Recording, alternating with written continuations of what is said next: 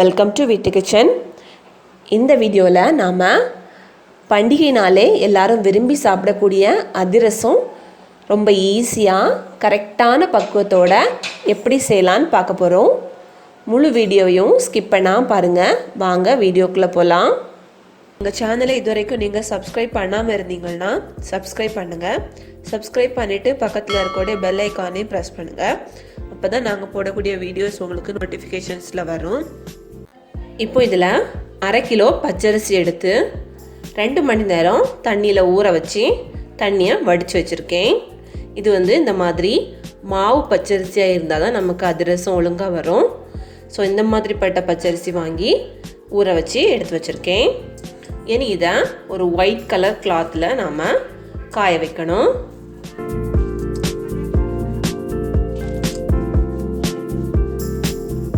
இந்த மாதிரி இதை காய வைக்கணும். இது நம்ம கையில் ஒட்டாத அளவுக்கு காய வச்சா போதும், ரொம்ப காய வைக்க வேண்டாம். பாருங்கள், இப்போ நமக்கு அரிசி நல்லா காஞ்சாச்சு. எடுத்து பாருங்கள்,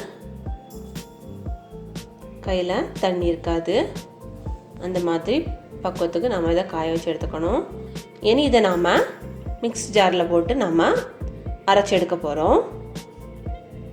மிக்ஸி ஜாரில் போட்டு நாம் இதை நல்லா நைஸாக திரிச்சு எடுத்து அரைச்சி எடுத்து வச்சுக்கணும். அரிப்பில் போட்டு நல்லா அரைச்சி எடுத்துக்கணும். அப்போ தான் நமக்கு அதிரசம் சூப்பராக வரும். நாம் அரைச்ச மாவை இந்த மாதிரி ஒரு குறுகலான ஒரு பாத்திரம், அதாவது சின்ன சைஸில் இருக்கணும், ஆனால் மாவு பிடிக்கிற மாதிரி எடுத்து வச்சு அதுக்குள்ளே அந்த மாவை நம்ம அடைச்சி வச்சுருக்கணும்.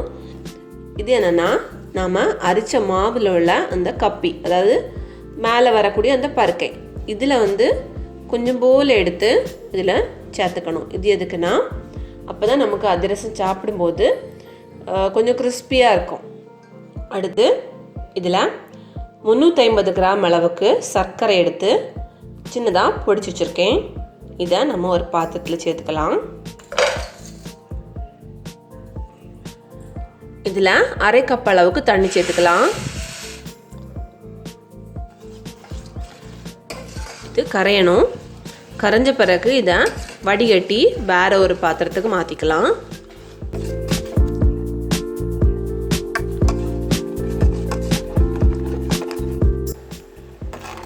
பாருங்க, நமக்கு சர்க்கரை நல்லா கரைஞ்சாச்சு. இனி இதை வடிகட்டி எடுத்துக்கலாம்.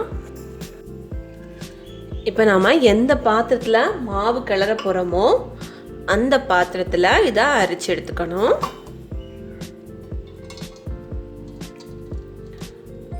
கொஞ்சம் விரிஞ்ச பாத்திரமாக இருந்தால் நமக்கு கிளற முடியும்.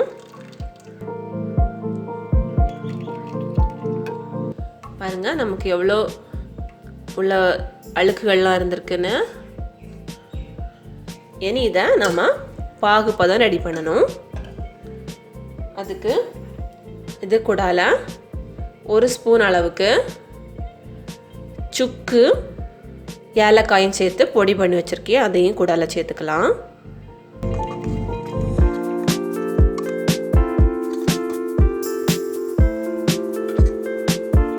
அதிரசத்தில் பாகுபதம் தான் நமக்கு ரொம்ப முக்கியம். அதுக்கு ஒரு பாத்திரத்தில் இந்த மாதிரி தண்ணி எடுத்து வச்சுக்கணும். வச்சுட்டு நம்ம இந்த பாகுபதத்தை அடிக்கடி செக் பண்ணிக்கணும். இப்படி விட்டோம்னா நமக்கு உருண்டு வரணும், கையில் எடுக்க பதம் வரணும். இது கையில் எடுக்க வரல, இப்போ கூட கொஞ்சம் காயணும்.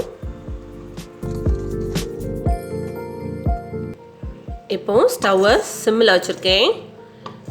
பாகு நல்லா கொதிச்சு வரும்போது நம்ம இதை சிம்மில் வச்சாதான் நமக்கு கரெக்டாக கிடைக்கும். இல்லைனா சீக்கிரமே பதம் மாறிடும். இப்போ நம்ம பதம் செக் பண்ணிக்கலாம். பாருங்க, உருண்டு வருது. கையில் எடுத்து பார்க்கலாம். பாருங்க, கையில் வந்துட்டு தக்காளி பதம்னு சொல்லுவாங்க. எந்த ஷேப்பில் வேணாலும் நம்ம இதை உருட்டி எடுத்துக்கலாம். கொஞ்சம் குழு குழு குழு குழுன்னு இருக்கும். இந்த ஸ்டேஜில் நம்ம இதில் மாவு போட்டு மிக்ஸ் பண்ணிடலாம்.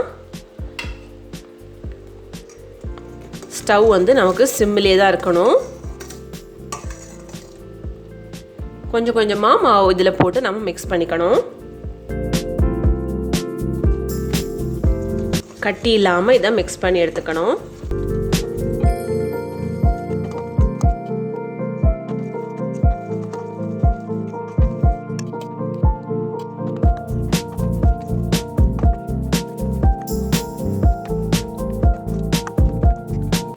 இனி மீதி இருக்க மாவு எல்லாம் சேர்த்துக்கலாம்.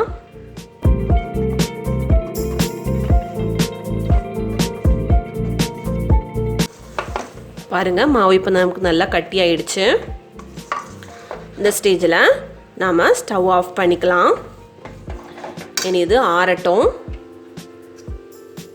ஆறின பிறகு இதை நம்ம ஒரு ஏர்டைட் கண்டெய்னரில் அடைச்சி வச்சுருக்கலாம். இந்த மாதிரி ஒரு ஏர்டைட் பாக்ஸில் வச்சுட்டு இதில் கொஞ்சம் போல் மேலே நெய் விட்டுக்கலாம். இது வந்து இந்த மாவு காயாமல் இருக்கிறதுக்காக மேலே எல்லா இடத்துலையும் ஈவனாக படுற மாதிரி வச்சு இதை மூடி வச்சுக்கலாம். இது வந்து 10 நாள் வரைக்கும் இந்த மாவு கெடாமல் இருக்கும். இதை நம்ம 10 நாள் வரைக்கும் வச்சு யூஸ் பண்ணிக்கலாம். இப்போ இது ஒரு நாள் புளிக்கட்டும். அதுக்கப்புறம் நம்ம எடுத்து அதிரசம் சுடலாம். நல்லா டைட்டாக இதை க்ளோஸ் பண்ணி வச்சுக்கணும்.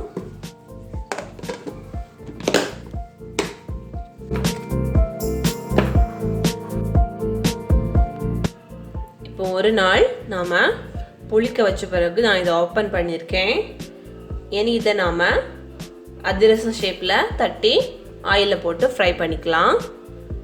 அதிரசம் போடுறதுக்கு இந்த மாதிரி ஒரு கவர் எடுத்து அதில் ஆயில் அப்ளை பண்ணி வச்சுருக்கேன்.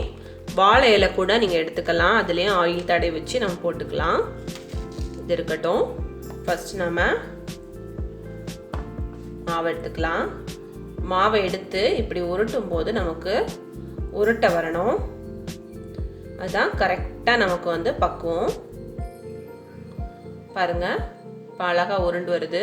இப்படி வச்சிங்கன்னா அது லூஸ் ஆகாது, அப்படியே எடுத்த ஷேப்லேயே இருக்கும். லூஸ் ஆச்சுன்னா இது வந்து மாவு நல்லா கெட்டியாகலைன்னு அர்த்தம். சில நேரம் இப்படி எடுத்து நம்ம தட்டும் போது சைட்லலாம் கிராக் விழும்.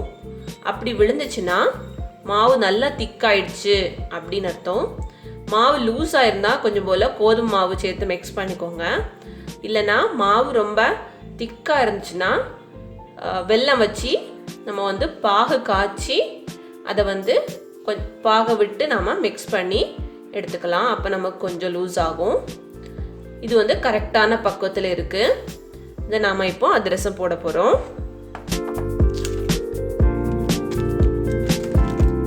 ரொம்ப திக்காவும் இருக்கக்கூடாது. இந்த மாதிரி விரிச்சு எடுத்துக்கணும். விரிச்சிட்டு இது வந்து நம்ம சென்டர்ல ஹோல் போடாம கூட போடலாம், ஹோல் போட்டும் போடலாம்.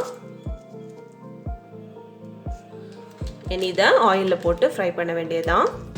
ஆயில் சூடாகிட்டு இருக்கு. இதை வந்து நம்ம மீடியம் ஹீட்டில் வச்சு ஃப்ரை பண்ணணும். இந்த பாருங்கள், கையில் எடுத்து இந்த மாதிரி போட்டால் போதும். கொஞ்ச நேரத்தில் அதுவாயே இலகி வந்துடும். பாருங்கள், இலகி மேலே வந்துட்டு.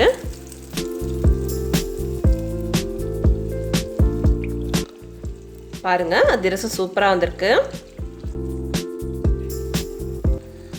ரொம்ப கருக விட வேண்டாம். ஏன்னா நம்ம எடுத்து வச்ச பிறகு கூட அதிரசம் வேகும். அதனால் லைட்டாக ப்ரௌன் கலர் வந்தோடனே எடுத்துடலாம். பாருங்கள் எவ்வளோ சூப்பராக வந்திருக்குன்னு. இதே மாதிரி நம்ம எல்லாத்தையும் ஃப்ரை பண்ணி எடுத்துடலாம்.